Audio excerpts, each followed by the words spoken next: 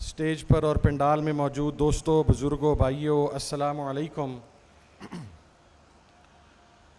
मेरी कुछ तबीयत ठीक नहीं है, इसलिए वो जो एक नॉर्मल अंदाज़े ख़ताबत है वो तो शायद आज कंटिन्यू ना हो सके, लेकिन चूँकि शहीद की बरसी की ये पुरवकार ईमानी और रूहानी महफ़िल है, और मैं समझता हूँ कि जिस कौज़ के लिए अल्लामा आरिफ़ुल हुसैनी ने कुर्बानी दी, उन्होंने हक़ का अलम बुलंद किया,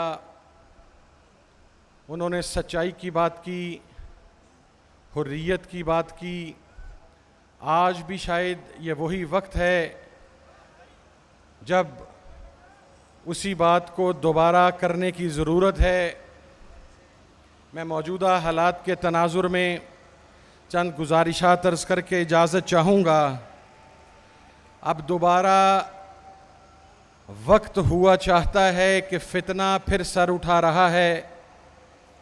वो फ़ितना जिसने न सिर्फ पाकिस्तान बल्कि पूरी दुनिया में कत्लो गारत का बाज़ार गर्म किया, जिसने पाकिस्तान में 80,000 लाशें घरों में भिजवाईं, जिसने फ़ौजी जवानों के सर कलम किए, जिसने पुलिस के जवानों को बम धमाकों में शहीद किया, जिसने मज़ारात पर बम धमाके किए, जिसने इमाम बारगाहों पर बम धमाके किए, जिसने खानकाहों पर बम धमाके किए, और हर वो आवाज़ जो मुअतदिल थी, जो इत्तदाल पर थी, उस आवाज़ को ख़त्म करने की कोशिश की।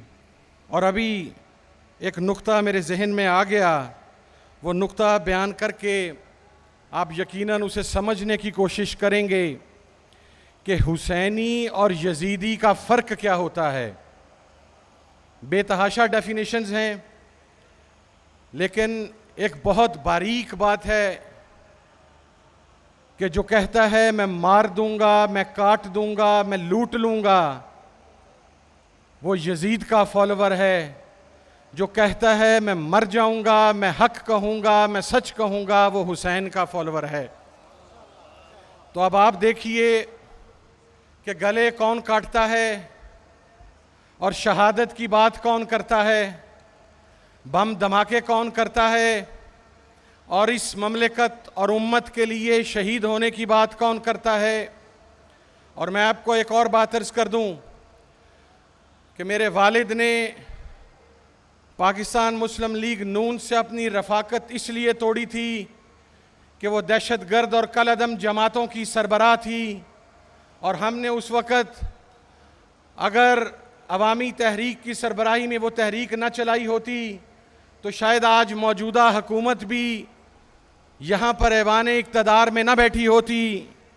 मैं प्राइम मिनिस्टर साहब को सिर्फ ये कहना चाहता हूँ कि कश्मीर का वो एरिया जहाँ पर आपको हज़ारों नहीं लाखों की तादाद में औलिया के फॉलोवर्स मिलेंगे, आपको उलमा मशाइख नशिस्त के लिए कोई एक ऐसा आदमी नहीं मिल सका जो अमन की बात करे, जो रवादारी की बात करे, जो भाईचारे की बात करे। आपको फ़र्द मिला तो एक कलअदम जमात का आदमी मिला जिसको आप मखसूस नशिस्त के ऊपर टिकट अलॉट कर रहे हैं। तो जनाब वज़ीर आज़म, अगर हम नवाज़ शरीफ की तालिबान नवाज़ पॉलिसी और लश्कर जंगवी नवाज़ पॉलिसी और सिपाही सहाबा नवाज़ पॉलिसी की बुनियाद पर उसकी मुखालफत कर सकते हैं और उसके बदमाश शराना सनाउल्लाह का मुकाबला कर सकते हैं, तो आपकी पंजाब हुकूमत क्या पिद्दी और क्या पिद्दी का शोरबा। हम आपको ये बताना चाहते हैं, आप तालिबान के साथ खड़े होंगे तो हम आपके मुखालिफ खड़े होंगे। हमें तालिबान की हमदर्दी मंजूर नहीं है। मरते जानी वो मंजिले नजदीक बन गया, फतह ज़फ़र में बाइसे तबरीक बन गया। एक हमने उस फिक्र के खिलाफ अपने बुजुर्गों और अपने अकाबरीन की कुर्बानी दी है। इस ममलिकत खुदादाद पाकिस्तान ने 80,000 लाशें दी हैं। यहाँ पर स्कूलों में पढ़ने वाले मासूम बच्चे शहीद किए गए हैं। अब अगर आप दोबारा वो गलती करेंगे, मैं आज रावलपिंडी में खड़ा होकर कह रहा हूँ कि वो हुकूमत हो या हमारे रियासती इदारे हों, एक बात कान खोल के सुन लें कि ये तालिबान न कल आपके वफादार और दोस्त थे, ना ये आज आपके वफादार और दोस्त हैं, और ना ही ये कल आपके वफादार और दोस्त होंगे। और अभी उसी टीटीपी के कलअदम टीटीपी के सरबराह का बयान आपके सामने है, जिसमें उसने ये कहा है कि हमारी लड़ाई पाकिस्तान के साथ है, हमारी लड़ाई पाकिस्तान की हुकूमत के साथ है, हमारी लड़ाई पाकिस्तान के रियासती इदारों के साथ है। तो फिर पहचानिए उन लोगों को, पहचानिए उन कुव्वतों को जो हमेशा पाकिस्तान की बात करते हैं, जो पाकिस्तान के इदारों के साथ खड़े होते हैं, जो पाकिस्तान की हुकूमतों के साथ खड़े होते हैं। और आप वक्ती मफादात के लिए, मैं एक बात अर्ज कर दूं, ये बात कहते हैं अफगानिस्तान में बैठकर भाईचारा और मोहब्बत और रवादारी वहाँ पर होती है जहाँ पर आपको इन रिटर्न वही रिस्पेक्ट भी मिले, वही ऑनर भी मिले। अगर तुम अफगानिस्तान में खड़े होकर पाकिस्तान के बारों में भौंकोगे तो फिर हम भी कहते हैं कि तुम कुत्ते की तरह भौंकते हो, क्योंकि इसी पाकिस्तान के एहसानात तुम भूल चुके हो। आज तुम इसराइल की ज़ुबान बोल रहे हो, आज तुम हिंदुस्तान की ज़ुबान बोल रहे हो। तो वो कुव्वतें और हमारे वुज़रा ये यही करते हैं, इनको जवाब देना नहीं आता। अगर अफ़गान हुकूमत के ओहदेदारान पाकिस्तान के ख़िलाफ़ फर्जा सराई करते हैं और फिर भी हमारे डेलीगेशंस हम उन्हें अपने सर का ताज बनाकर खड़े हैं, तो जनाबे वाला गैरों की ग़ुलामी के अंदर हमने 80,000 लाशें भी दे दी, हमने ममलिकत खुदादाद की पाकिस्तान की इकॉनमी को भी बर्बाद कर दिया, हमने अपने मुआशरे को बेसिकली एक नफ्सियाती मरीज़ बना दिया। हम साइकेट्रिस्ट के पास जाने की ज़रूरत है हमारे लोगों को। लेकिन आज इतनी कत्लो गारत के बाद भी अगर आप ये बात करेंगे कि जनाबे वाला अच्छे तालिबान और बुरे तालिबान, तालिबान हैं, वो सर काटना जानते हैं, वो बम धमाका करना जानते हैं, वो लोगों को कत्ल करना जानते हैं, वो पाकिस्तान के इदारों के जवानों को मारना जानते हैं। वो तालिबान वो ना मोहब्बत की ज़बान समझते हैं, ना प्यार की ज़बान समझते हैं। क्या मुझे बतलाइए, क्या तहरीक तालिबान अफ़गानिस्तान ने आज के दिन तक टीटीपी से ऐलान लाताल्लुकी किया है? नहीं किया, इसलिए कि उनकी फ़िक्र एक है, उनका नज़रिया एक है, उनकी सोच एक है, उनका मिजाज एक है, उनका फेल एक है, और उनका कत्ल गारत का तरीका एक है।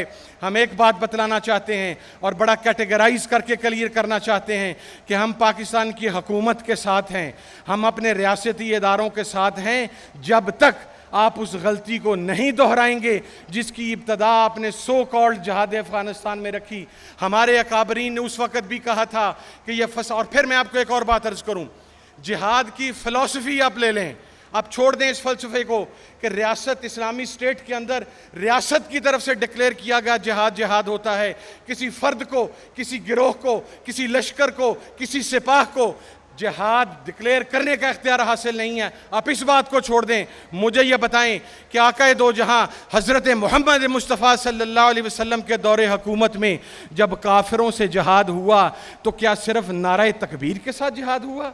वहाँ पर मैदान जंग में नारा तकबीर के बाद नारा रिसालत भी लगता था, वहाँ जंग में नारा रिसालत के बाद नारा हैदरी भी लगता था। तो आज जो सिर्फ नारा तकबीर के नाम के ऊपर गला काटेगा वो फसादी तो हो सकता है, वो कातिल तो हो सकता है, वो गासिब तो हो सकता है, वो जिहादी नहीं हो सकता। वो दुनिया में फितना फैला रहा है, वो इस ममलिकत में फितना फैला रहा है। और लास्ट बात ये कहते हैं कि सिक्योरिटी थ्रेट्स हैं, मार देंगे, ये हो जाएगा, वो हो जाएगा। तो मैं उनसे सिर्फ एक बात कहता हूं कि बाबा हम हुसैन के दर के कुत्ते हैं, हम मर भी जाएंगे तो हमारी नस्लें क़यामत तक नारा रिसालत और नारा हैदरी लगाती रहेंगी। वो तुम्हारी बदमाशी देखकर, तुम्हारा असलहा देखकर वो तुम्हारे सामने सरे तस्लीम खम नहीं करेंगी। हम हुसैन के नाम लेवा हैं, हम नारा हैदरी लगाकर मैदान जंग में कूदते हैं।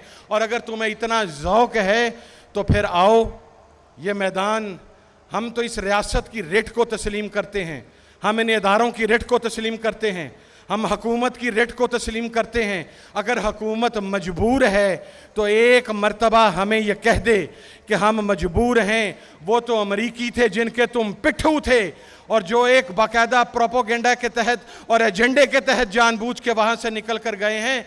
अगर यहाँ से दुनिया नारे तकबीर, रसालत और हैदरी का नारा लगाते हुए तुम्हारी सरहदों की तरफ रुख करेगी तो इस तालिबान का नामो निशान मिट जाएगा। इसलिए मैं ये बात बताना चाहता हूँ वन लास्ट टाइम कि ये वो हसास मौका है, दोबारा आप इस कज़ियों को ना छेड़ें, आप इन खूनखार दरिंदों और बेड़ियों की बातों के अंदर ना आएं, आप इन पर एतमाद ना करें। अब पाकिस्तान मज़ीद कुछ तो खून का मुतहम्मिल नहीं हो सकता। ये हिंदुस्तान की ज़ुबान बोल रहे हैं। और मैं आखिर में एक मरतबा फिर मजलिस वहदत मुस्लिमीन की तमाम क़यादत को, ख़ुसूसन राजा साहब को तहे दिल से मुबारकबाद पेश करता हूँ कि इतने कामयाब, शानदार और रूह परवर प्रोग्राम का इनेकाद करके इस जमात ने शुहदा की जमात के हकीकी वारिस होने का हक अदा कर दिया है।